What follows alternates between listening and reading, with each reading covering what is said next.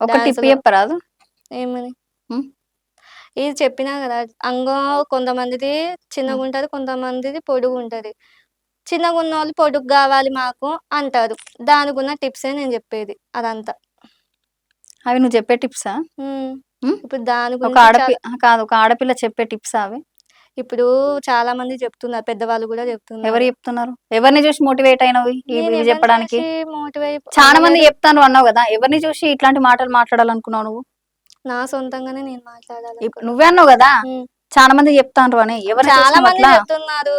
ఇప్పుడు నేను చెప్తే ఏం లేదు గదా! తప్పేమి. హ్మ్. హ్మ్. అది తప్పు గాదు. నాకైతే తప్పు గాదు. ఇప్పుడు వాళ్ళలో వాళ్ళు సఫర్ అవుతున్నారు.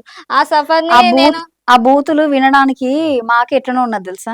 వినకండి. వినేటోళ్ళు వింటున్నారు వినేటోళ్ళు మంచిగా. వింటారు ఓకే. హ్మ్. ఆ బూతులు ఎంత గలీజుగున్నాయి. ఎట్లైనా వినడానికి అనుకోండి. నాకే చెవులలో ఇదైతుంది. నీకెట్లా మాట్లాడాలనిపిస్తుంది ఆ మాటలన్నీ? నాకు బానే మాట్లాడాలి.